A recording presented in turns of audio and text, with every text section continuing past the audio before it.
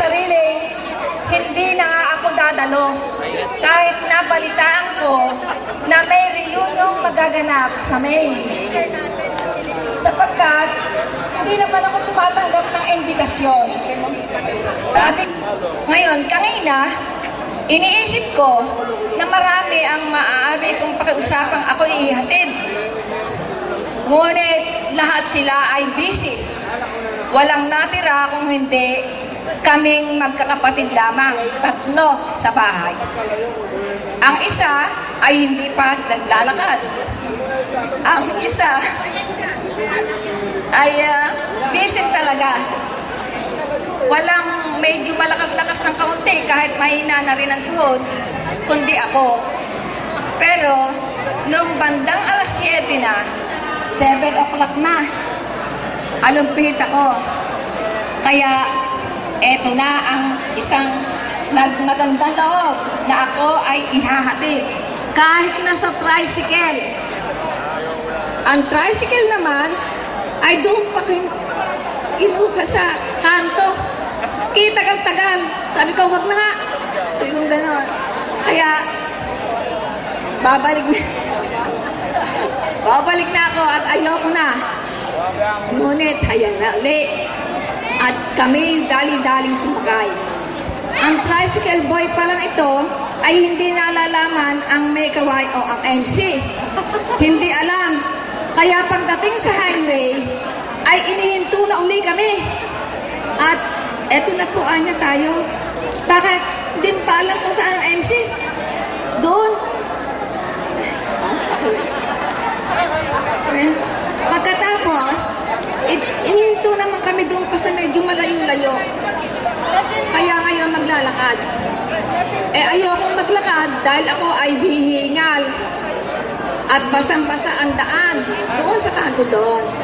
Napakaraming sagabal na nangyari.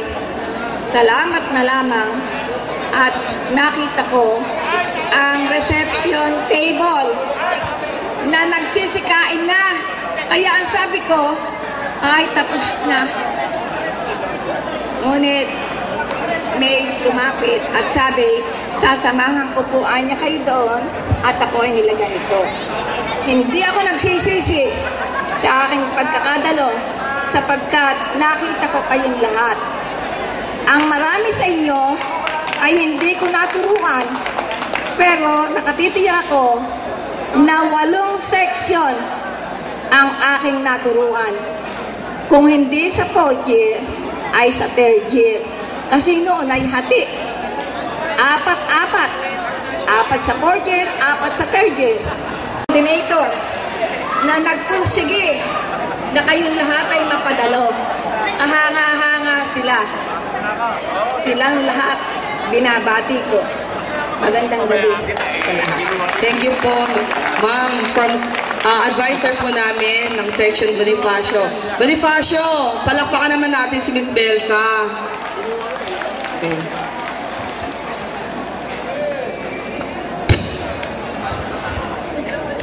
Magandang gabi sa inyo lahat. Ang bilis ng panahon. 30 plus 1 plus 1, 31 taon na pala nakakaraan. Buhat ng kayo ay gumraduate. Sa totoo lang, talagang masaya ko na kinarir ko ang pagiging teacher. Sa lahat ng mga pagkakataon, nagpapasalamat ako, naging teacher ako. Meron sanang ibang anak buhay na pwede ako noon, pero talagang teacher ang aking ginusto. Nung 4th year, advisory class ko ay Pasmelia. Mahalaga din sa akin ang Rizal kasi nung 3rd year sila ako ang advisor nila. Rizal, Section Rizal. So, binabati ko kayong lahat sa inyong ika-31 reunion. I love you all.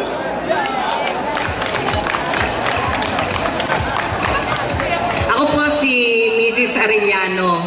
Nagkamali lang po ng pagpapakilala. Ginawa akong Miss, which is a compliment. Ginang Parian din po si Miss.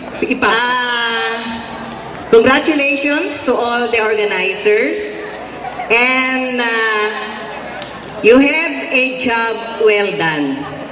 Napakagaling ng mga nag-organize at napakagaling at napaka-cooperative ng lahat ng nag-aaral ng Batch 80. Kasi napakaraming yung dumalo. Hindi magiging matagumpay ang isang pagtitipon o reunion kung walang pupunta. Pero na-persuade ang lahat na pumunta dito sa reunion. Alam nyo, ako lagi nang pumupunta sa mga reunion. I want to see the successful students who have gone here in Megawayan Institute and now Megawayan College. To tell you frankly, I have no advisory class in this year, pero napakaraming nag-anyaya sa akin. Kasi ang advisory class ko noon, 3rd year. At lahat dyan ay masasabi kong sa ngayon, nakita ko silang lahat at magaganda naman at naging successful sa kanilang tinahak na buhay. And I'm happy for them. Sabi nga, ang tagumpay ng isang mentor or teacher ay nakikita sa tagumpay ng mga estudyante. At alam namin na maganda ang naitanim namin sa mga estudyante ng Megawayan Institute na ngayon ay Megawayan College. Mabuhay kayong lahat! Good evening, mga anak! Sagot! Kasi nung dumating ako, very warm kayo at napakasigla. Bakit ko sinabing mga anak? Sapagkat dito sa section, sa batch na ito, dito ako napakaraming anak. Una, ang batch ni Clarita, ang Clarissa Del Pilar. Ako ang kanilang advisor noong 3rd year, 2nd year, and 3rd year, 2 taon. Dito naman 4th year, palakpak naman Del Pilar. Then, nitong 4th year, Antonio Luna. Madali ko yung palakpak. Meron pa rin akong isang adapted, section. Ang section ni nung Bonifacio. Dahil marami ako anak. Meron ako mga adopted daughter na hanggang din ang tunay kong anak. Si Rosel. Pinakita rin ni Miss Belsa na malakas si Rosel pala sa kanya. Na kung hindi rin paparito. Kaya nga, ako'y nagpapasalamat at kami ay nakarating. Napakasarap bumalik sa mga makita ang mga anak na matagal nang nawalay. Pero kami ay siyang-siya. Bakit? Mga successful na kayo. Magaganda na ang buhay. Mga malalaki na ang mga anak. Yon ay dapat nating ipagpasalamat sa Diyos.